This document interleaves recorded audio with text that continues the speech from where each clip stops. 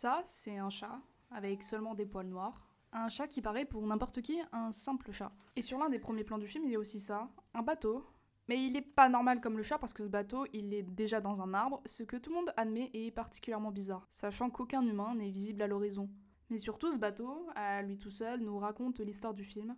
Un simple bateau, planté un peu comme par magie, perché dans cet arbre. Mais revenons à notre chat. Il est poursuivi par des chiens, il finit d'ailleurs par leur échapper assez facilement, mais quelque chose de bizarre se passe. Les chiens, qui d'ailleurs on peut noter ne sont que des chiens purement domestiques, courent, ne calculant plus notre personnage principal. Le sol tremble, définitivement quelque chose cloche. Un troupeau passe, courant à une vitesse folle, comme si finalement les animaux cherchaient juste à fuir quelque chose.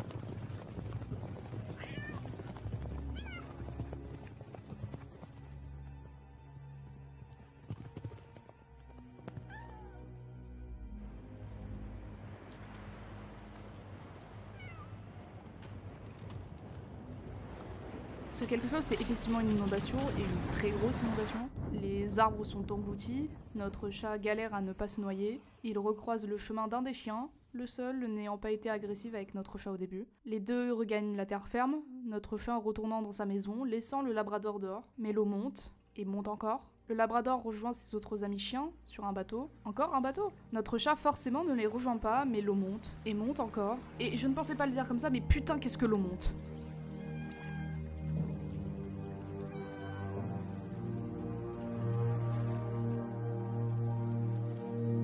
Là, ce n'est pas juste une inondation, on assiste avec le simple regard d'un petit chat à la fin du monde. Un simple bateau est aperçu à l'horizon. Notre chat est sauvé par un capybara à l'extrémiste et on est clairement à partir de ce moment-là sur l'arche de Noé, parce que tout au long du film, le bateau va accueillir d'autres animaux, dont le fameux labrador, chacun essayant de s'adapter au mode de vie des autres, sur un bateau pendant que le monde s'écroule littéralement. Un chat, un capybara nonchalant, un lémurien kleptomane, un labrador qui ne cherche qu'à jouer, un échassier particulièrement protecteur avec notre chat, tous les plus réalistes dans leur comportement les uns que les autres, tout en donnant une touche d'humour.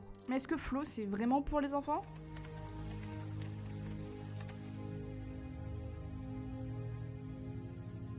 On est à la fin du film, et l'échassier vient de mourir alors que notre chat est parti le rejoindre en haut d'un monument lors d'une tempête. Il essaye par la suite de retrouver ses amis, mais n'y arrive pas.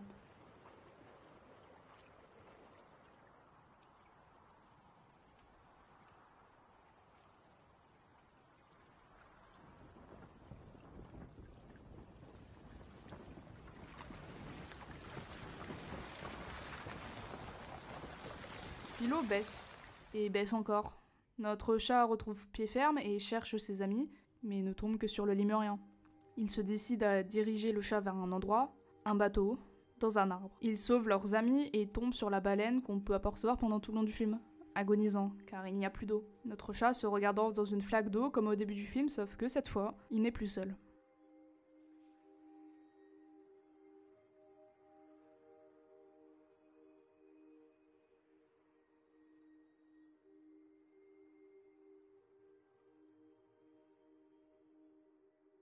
Mais de quoi parle Flo, bordel de merde? Il n'y a pas d'humains dans le film, mais il y a bien leurs traces qui sont là, étant tout simplement implantées dans le décor. Et il y a ce bateau au début du film. L'eau était-elle déjà montée par le passé, ayant supprimé la race humaine? Il n'y a pas besoin de chercher bien loin et il n'y a pas besoin de comprendre tout ce qui se passe dans le film de manière rationnelle. Flo, ça parle juste du cycle de la vie. L'eau est déjà montée, puis redescend à la mort d'un personnage qui sereinement attendait juste sa mort. L'eau baisse, tuant la baleine elle-même affectée par ce cycle. Et finalement, notre chat, n'étant plus seul et peureux, maintenant entouré d'amis, démarrant donc une nouvelle étape de sa vie. Flo, c'est un ovni, et il y a plein de raisons à ça, et vous le savez sûrement pas, mais Flo, c'est un film qui est fait par une équipe d'animateurs dont les 3 pôles sont basés à Bruxelles, Paris et Marseille, avec une équipe de moins de 30 personnes au total. C'est abusément petit, et je trouve ça incroyable qu'en l'espace d'à peine 6 mois, on ait arrivé à un résultat pareil.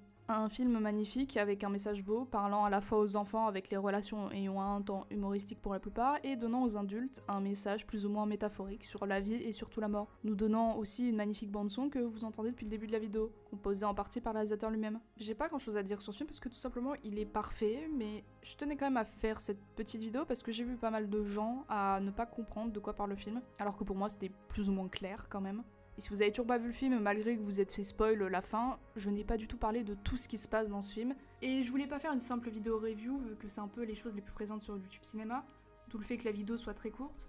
Et pour toutes les personnes qui ont vu le film, je pense qu'on peut tous affirmer haut et fort que c'est une très grande réussite, que ce soit dans l'histoire et la mise en scène. C'est un film où faut absolument pas passer à côté cette année, ou même dans sa vie. D'ailleurs, big up à la gamine qui faisait que pleurer pendant toute la séance de cinéma. Et rien à voir, mais est-ce qu'une FAQ vous intéresserait pour dans les semaines à venir? J'ai gagné quelques abonnés dernièrement et c'est un peu un truc qui traîne dans ma tête. Mais bref, je vous fais de gros bisous. On se retrouve bientôt.